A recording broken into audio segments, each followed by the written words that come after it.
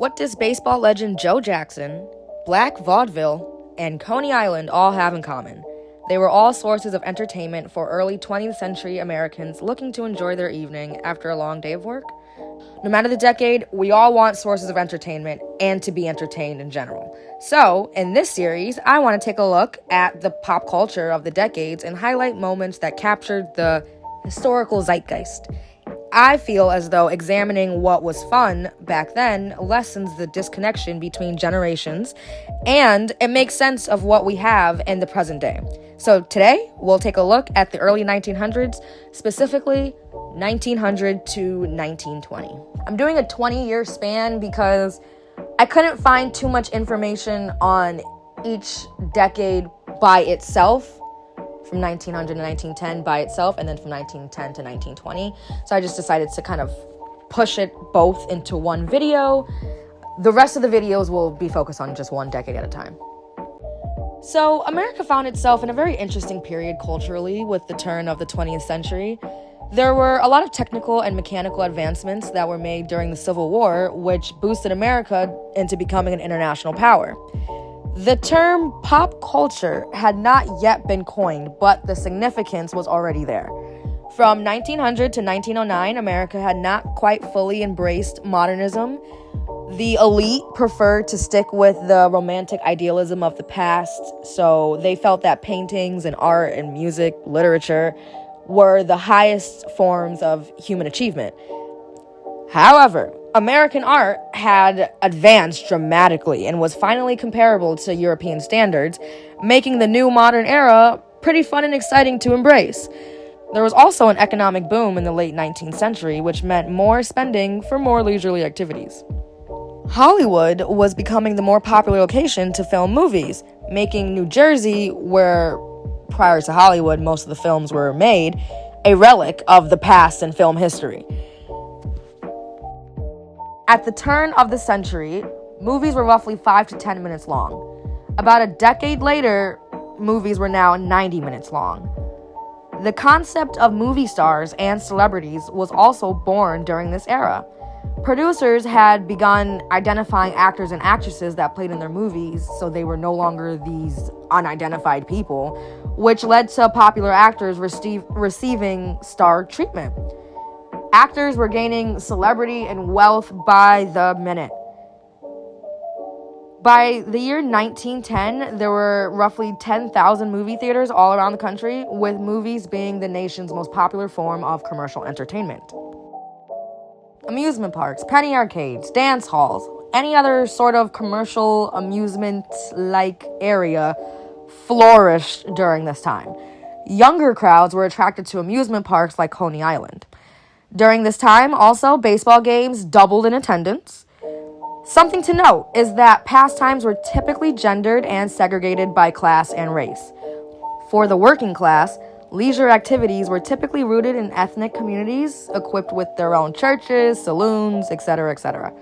Men relaxed in billiard halls, bowling alleys, gambling halls, racetracks, those type of locations, while women would typically hang out during church activities and they would socialize with friends and family.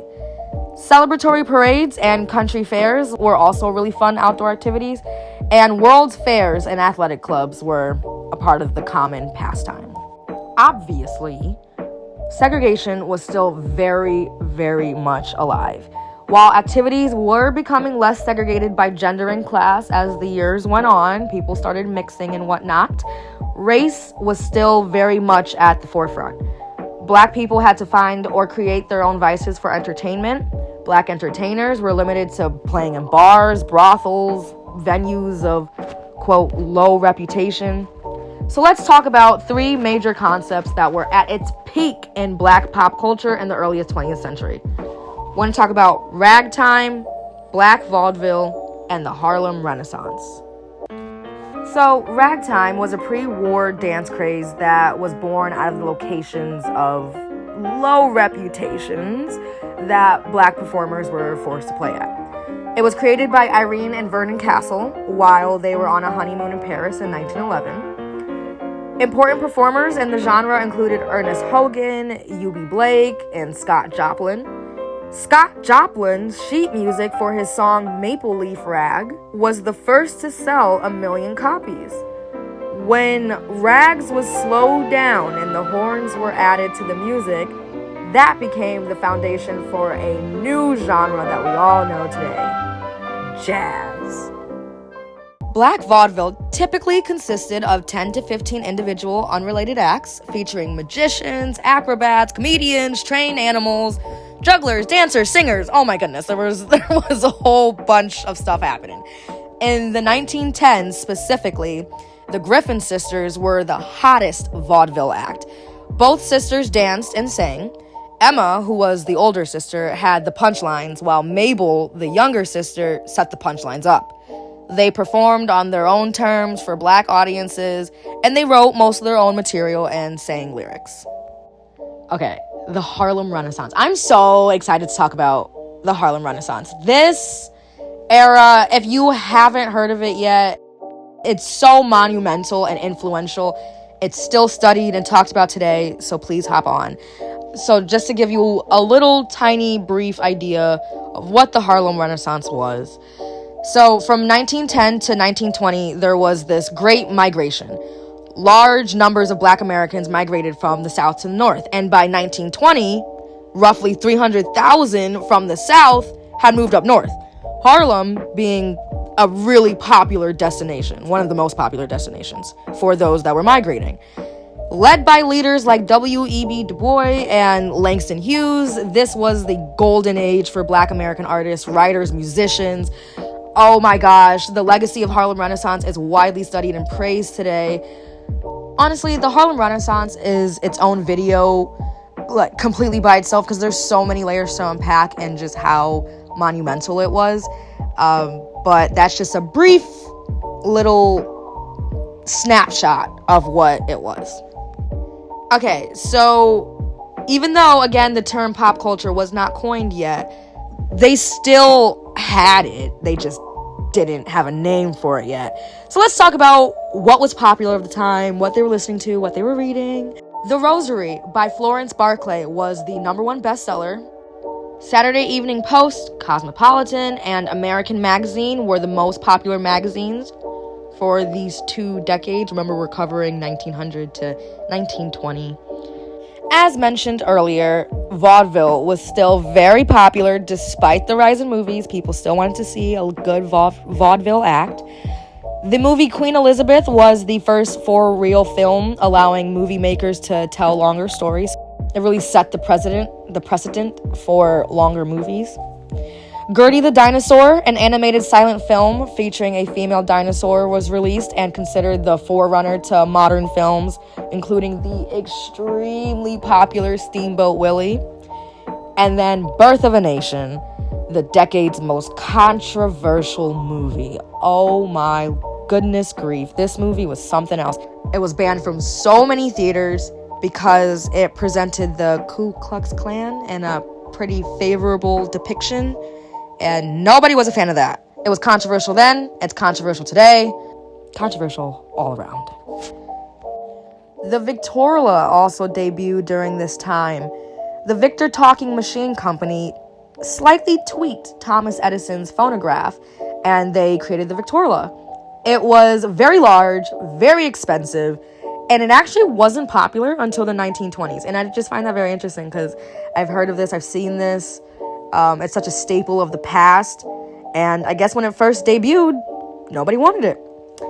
And the song, Oh How I Hate to Get Up in the Morning by Irving Berlin was a hit. Oh, how I hate to get up in the morning. Celebrities of the time. Of course, there were more, but I just wanted to highlight just a small batch of the well-known people of this era. We have Billy Durant, who was an ambitious co-founder and leader of General Motors. The company, under his leadership, was valued at $1 billion, and yeah, he was pretty well known. Marcus Garvey, he was a Jamaican-born black nationalist, a strong supporter of Pan-Africanism, and he truly believed in racial separatism. This made him an extremely controversial figure in and out of the black community, especially because he typically challenged the major leader, W.E.B. Du Bois. And you challenge him, you're going to have some opposition. We have Margaret Sanger, big pioneer in the birth control movement. Mary Pickford, who was an actress typically known as America's sweetheart and one of the first actresses to reach an international audience. And then lastly, we got Joe Jackson, known as Shoeless Joe Jackson, thought to be the second greatest hitter in baseball behind Babe Ruth. Unfortunately, his career was ruined when he was implicated in the Black Sox scandal of 1919, where they purposely lost the World Series. So, if you were to travel back in time, anywhere between the year 1900 and 1920 in America, you might find yourself reading a Cosmopolitan magazine, hitting up a penny arcade, or watching Shoeless Joe Jackson throw the World Series, and you have lost it all. But that's entertainment of the era, and thanks for watching.